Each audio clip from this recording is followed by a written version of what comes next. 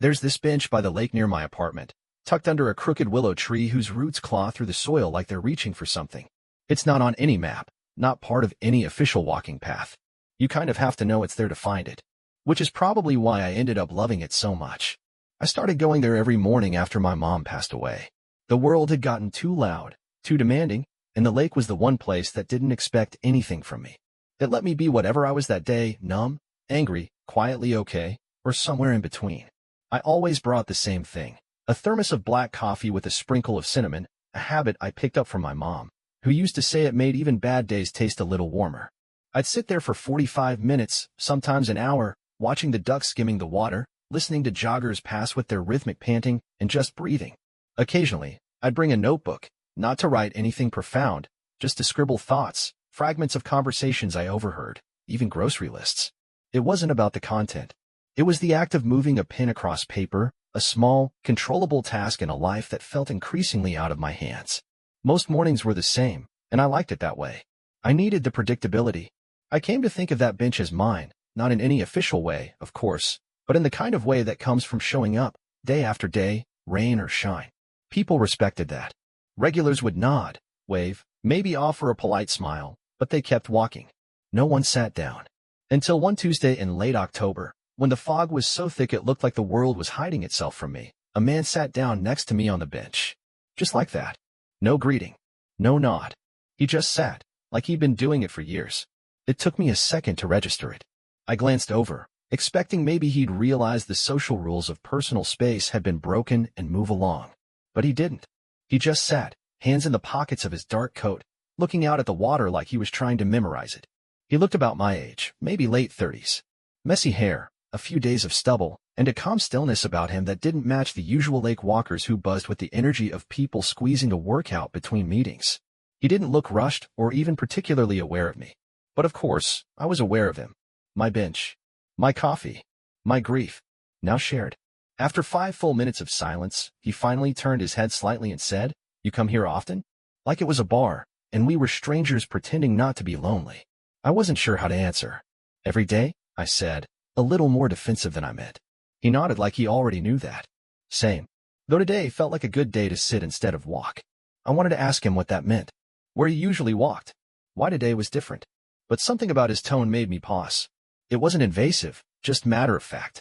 Like he wasn't trying to start a conversation so much as share a truth. We sat there like that for a while, 10, maybe 15 minutes. I drank my coffee slower than usual, aware of the stranger beside me in a way that made everything feel a little less routine and a little more alive. I noticed how the fog shifted in wisps across the lake, how the water lapped gently at the shore, how the bench creaked slightly when either of us shifted. The kind of details I usually ignored. Eventually, he stood, dusted off his coat, and said, "Maybe I'll see you again." Then he walked off, disappearing into the fog like he'd always been part of it. I stared after him, thermos still in hand, wondering why that one moment felt like something more. Like the start of a sentence I hadn't realized I was waiting to hear. That's how it started. The next morning, I got to the bench 10 minutes earlier than usual. I told myself it was just how the morning worked out, that I had nothing better to do before work. But really, I was curious. Maybe even hopeful. I didn't know why. I didn't even know his name. But something about the way he sat, the way he spoke in that single line, had stayed with me longer than I wanted to admit. He wasn't there. I waited anyway. Coffee in hand, steam curling into the cool air, I sat and watched the lake like always. The ducks were louder than usual that morning, squabbling over some crumbs left by a stroller mom with twins. A jogger passed, headphones in. No one sat next to me. But on the third day he did. He showed up like it was nothing, like he hadn't skipped a beat. This time he had a coffee in his hand too, though I noticed he didn't take a sip right away. He just held it, warming his hands, eyes on the lake. "Fog's gone," he said. "Yeah. Miss it a little." He nodded. "Me too. Makes everything quieter." We didn't introduce ourselves. That seemed too formal for whatever this was. And yet, we talked. Not about big things, just light conversation at first. Music.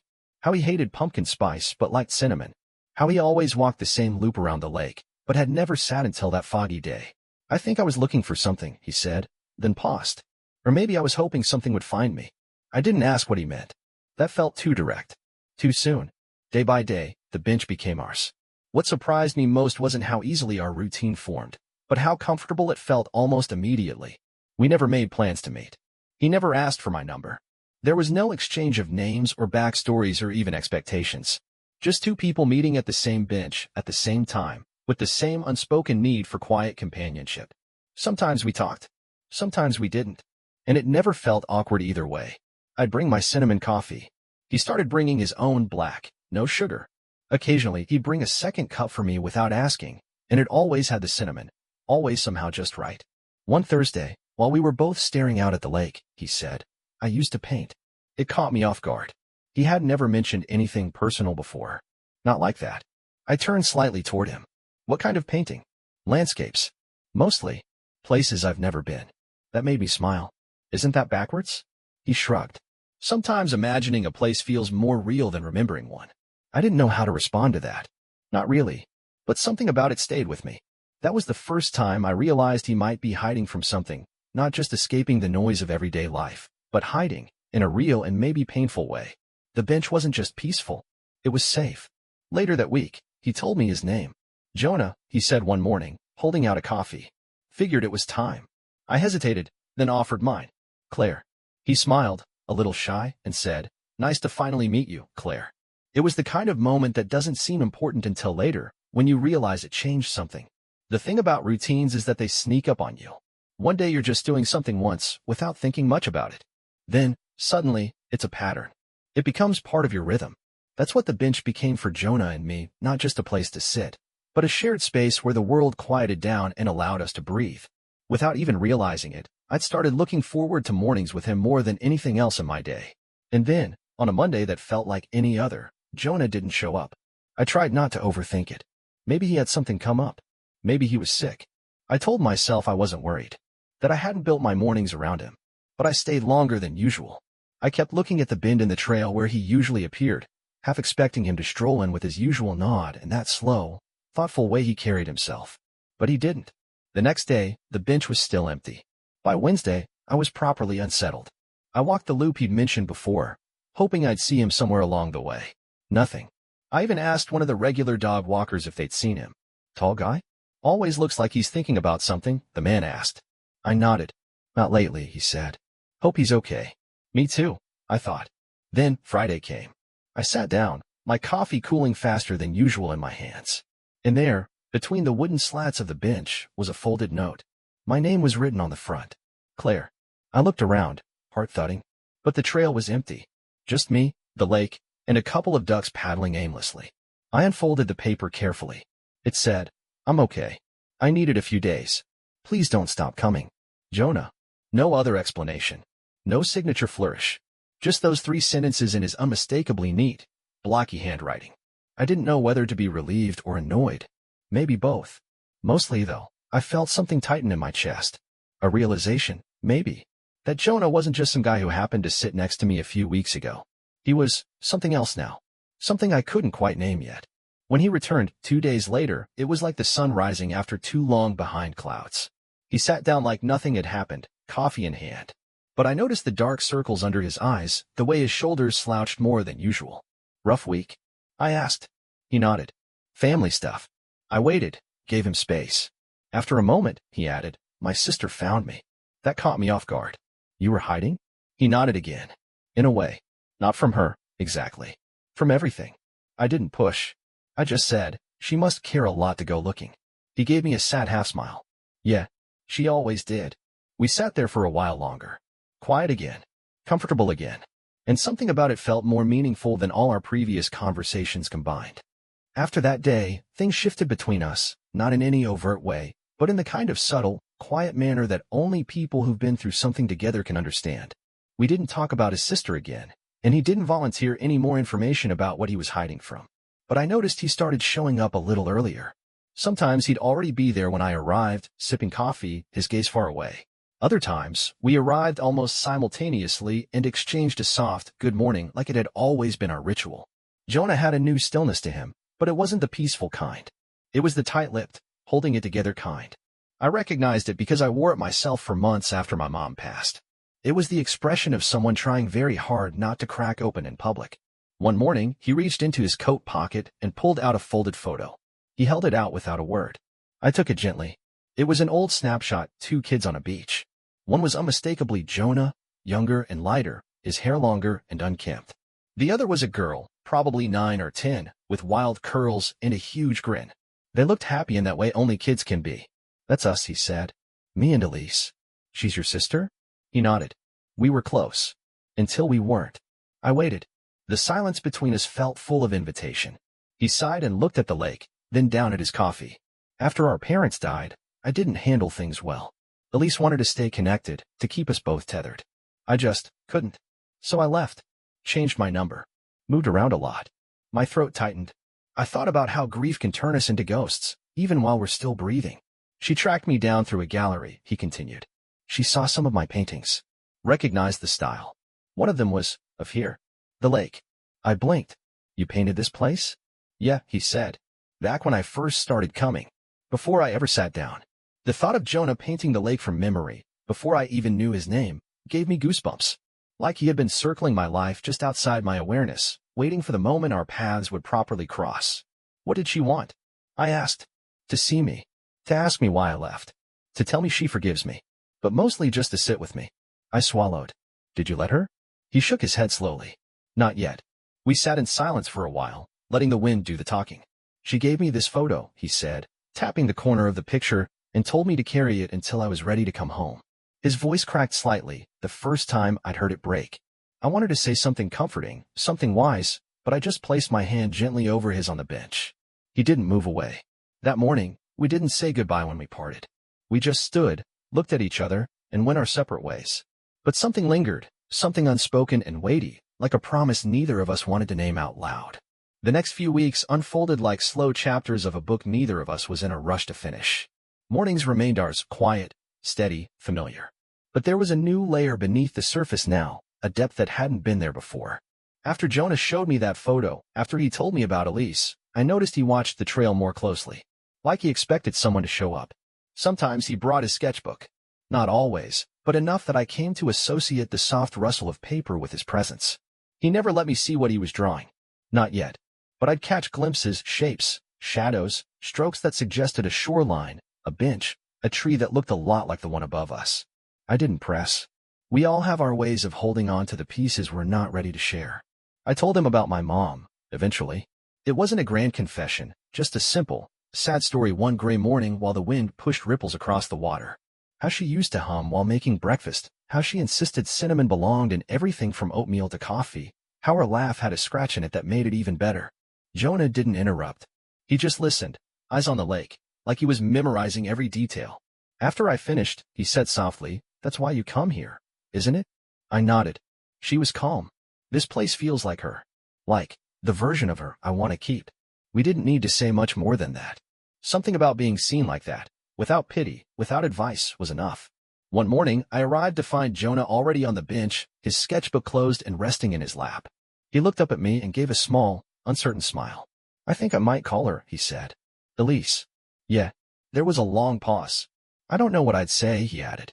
"Maybe you don't have to say much," I said. "Maybe just sitting together is enough." He looked at me like he wasn't sure whether to laugh or cry. That sounds familiar. The next day, he wasn't at the bench. But this time, I didn't feel abandoned. Somehow, I knew where he was. And I was right. The following morning, when I sat down with my coffee, there was a fresh charcoal drawing tucked under a small rock. I pulled it free and stared. It was us, Jonah and me, on the bench. Our heads tilted slightly toward each other, the lake stretching wide behind us. But what caught me most was the small detail in the corner. A woman, standing in the distance under a willow tree, her figure faint but unmistakably waiting. On the back, in his neat handwriting, was one line, "I sat with her." I closed my eyes, smiling. Not because everything was fixed, but because something had shifted. Something real. Something hopeful. Jonah didn't come back to the bench the day after I found the drawing. Or the day after that. At first, I felt that familiar tug of worry, the quiet ache of wondering if he was gone again, if maybe the moment with Elise had stirred something too deep, too difficult. But this time was different. I trusted he was okay. I trusted he'd return. Still, the mornings felt emptier without him. I kept bringing 2 coffees, though. One with cinnamon, one without. I'd set his down on the far side of the bench, just in case. Sometimes I'd talk aloud, quietly, little updates about the lake, how the leaves were starting to curl at the edges, how the mallards had nested early this year. I wasn't sure if I was talking to him or to myself. Maybe both. Nearly a week passed before he returned. I heard his footsteps before I saw him. He approached from behind, slowly, almost shyly. When I turned, he raised a hand in greeting, a sheepish look on his face. "Hey," he said. "Hey." He sat down beside me and picked up the second coffee like he'd never left. "She cried," he said, after a moment. "Elise." When I showed up, I stayed quiet, letting him tell it his way. She didn't say much.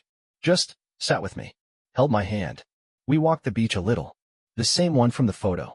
I nodded, and he continued, his voice softer than I'd ever heard it.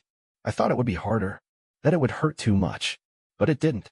Or maybe it did, but in the right way. We sat with that truth between us, the silence gentle and kind.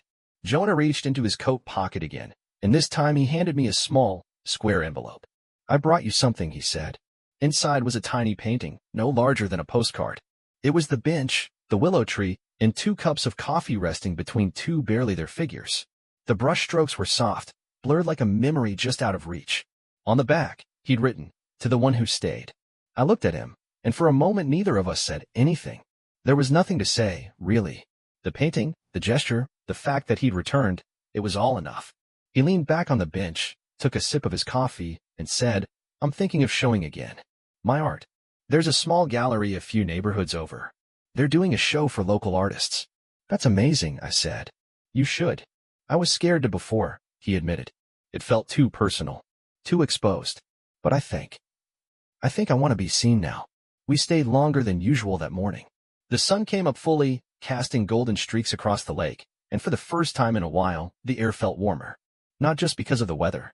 "Before we parted," he said, "would you come? To the show?" I smiled. "Of course."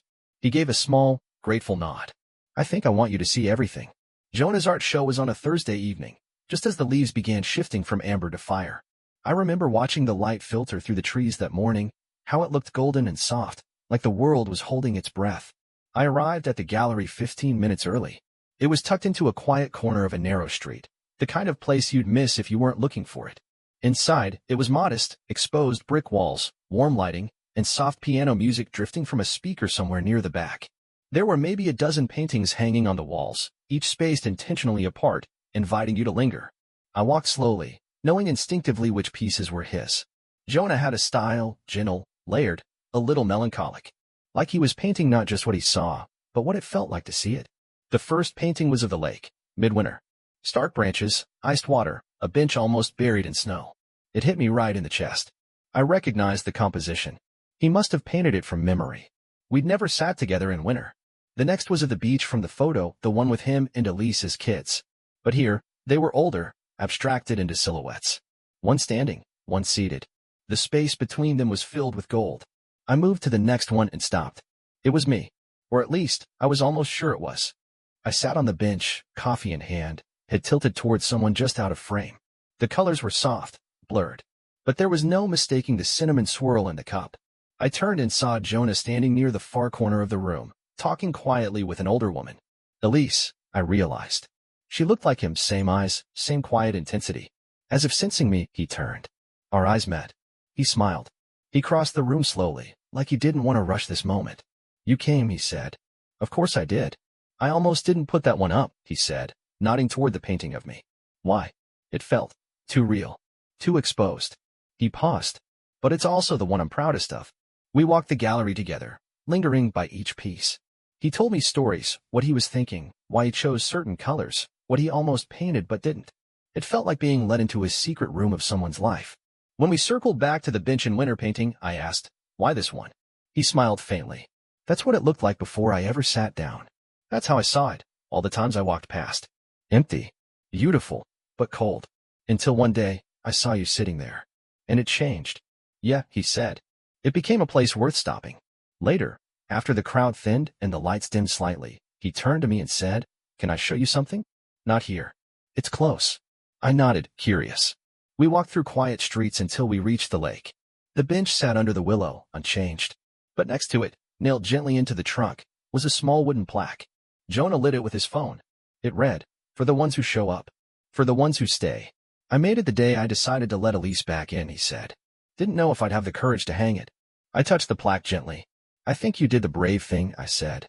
He looked at me then, the way people do when they see something they didn't expect to find. So did you. After that night at the gallery, something in the air between Jonah and me shifted.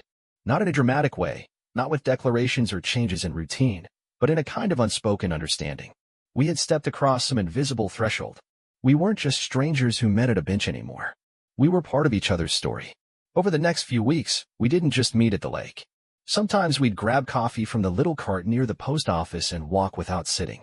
Other times, we'd sit in comfortable silence for an hour, barely saying a word. I learned his favorite color was slate blue, that he used to stay up all night as a kid drawing spaceships, that he still couldn't bring himself to delete the last voicemail his mom ever left him. And I told him things too, that my mom loved to dance barefoot in the kitchen, that I used to want to be a writer, but somewhere along the line I stopped believing I had anything to say, that some days I still reached for my phone to call her, even though she'd been gone for over a year. The conversations were never forced. They flowed, sometimes surfacing naturally, sometimes staying beneath like stones you knew were there but hadn't yet turned over. One morning, I arrived at the bench to find Jonah already waiting, a small paper bag beside him. When I sat, he slid it over. "Open it," he said. Inside was a folded piece of heavy paper. A painting. It was a version of the bench, but altered, flowers growing at its base, golden light pouring through the willow leaves, and two birds perched on the backrest, close but not quite touching. "I call it belonging," he said. "I think that's what this place became for me. Because of you." I didn't say anything at first. Just stared at the image. My throat tightened. "Jonah," I said finally, "what are we doing?" He looked at me for a long moment, thoughtful. "We're becoming real." Slowly. Then he reached into his coat again, always that coat, and pulled out a little notebook. He flipped through pages filled with sketches until he landed on a blank one. He held it out with a pen. "Draw something?" he asked. I laughed, surprised. "I haven't drawn since high school." "Doesn't matter," he said. "This is about leaving a piece of yourself." So I did. I drew the outline of a coffee cup, a swirl of cinnamon inside, and next to it, a little heart. Nothing fancy. But he looked at it like I'd painted the Sistine Chapel. "I want to keep collecting pieces," he said. "Not just for art. For life." That evening, I walked home slower than usual. Everything felt a little brighter, a little softer. And that night, I pulled out my old journal, the one I hadn't touched since my mom died. I started writing again. The snow came heavy that December. The kind that muffles everything, turns the world soft and slow. The lake froze at the edges, and the bench took on a new kind of quiet. Jonah and I still met, though not every day. Sometimes just a quick check-in, other times long walks around the lake wrapped in scarves and layers, leaving twin trails of footprints behind us. There was a steadiness between us now, like an anchor line between boats drifting close. It wasn't a relationship, not in the way people define them. But it wasn't nothing either. One evening, just after New Year's, I met Elise. She came to the lake with Jonah, her curls tucked into a knit hat, her smile wide and warm. "So this is Claire," she said like we were already old friends. And in some strange way, I felt like we were. We talked while Jonah took photos of the frozen water, and by the end of our conversation, Elise squeezed my arm and said, "Thank you for finding him when I couldn't." I didn't know what to say, so I just smiled. After she left, Jonah and I sat on the bench again, shoulders brushing. He was quiet, then said, "I think I want to leave something here." "What do you mean?" I asked. He reached into his coat, always that coat, and pulled out a small metal tin. Inside were scraps of paper, tiny sketches, a folded photo of us at the gallery. "A time capsule," he said. "For later. For someone else who might need this bench." I helped him bury it just beneath the willow roots, careful and quiet. When we finished, he stood up, brushed off his gloves, and looked at me with that same expression he had the first day, curious, open, cautious. "Claire," he said, "can I ask you something?" "Of course. Would you meet me here, 10 years from now? Same day, same time, no matter what?" I looked at him, blinking. "Like a promise?" "Like a thread," he said. "A way back, if we ever need one." I didn't hesitate. "Yes," I said. "I'll be here." And I knew I would. 10 years is both a lifetime and a blink. The seasons turned, lives moved forward, and in the quiet spaces of my life, I always thought of him. Not every day, but often enough. A song, a sketch, the smell of cinnamon. They'd send me back to the bench, to that version of myself who once found meaning in a stranger's stillness. A lot had changed in 10 years. I moved, changed jobs, dated a bit, wrote more. My mom would have loved to see it. I finally finished the book I once said I didn't believe I could write. It's about moments, quiet ones, in-between ones. The kind you only notice after they've passed. And I never stopped going to the lake. Not every day, not even every week, but I'd visit the bench, sit for a while, watch the water. Sometimes there'd be someone else there. I never minded. It had become less my bench and more ours. Everyone's. A place for quiet things. When the 10th year approached, I marked the date on my calendar without fanfare. No one else knew what it meant. That morning, I took my time getting ready. Made cinnamon coffee. Wore a coat that still had a note from Jonah tucked in its inner pocket. And I walked the path like I had 100 times before, heart a little louder than usual. The bench came into view, just as it always had, unchanged, anchored under the willow. And he was there. Jonah. Sitting on the right side, coffee in hand. Like no time had passed. He stood when he saw me, smile unfolding slowly, like a memory returning home. I laughed, surprised at how much I suddenly wanted to cry. You came, I said. Of course I did, he said. I told you I would. We didn't hug right away. We just sat, side by side, letting the moment catch up to us. He looked older. So did I. But it didn't matter. There was something in the way we sat together, like the years had folded in on themselves and we were right back where we began. Did you ever come here over the years? I asked. Every time I needed to remember who I was, he said. And who helped me get there? We sat until the sun was high, until the coffee cooled. Then he reached under the bench and pulled out something wrapped in fabric. I dug this up a few weeks ago, just to make sure it was still here. It was the time capsule. He unwrapped it carefully and held it between us. Want to see? I nodded. Inside were the same scraps, sketches, notes. But now added to it were new pages. One had a letter addressed to me. I read it quietly. It wasn't long. Just a thank you. For staying. For listening. For changing him in ways he hadn't known he needed. I folded it slowly and pressed it to my chest. What now? I asked. He looked out at the lake.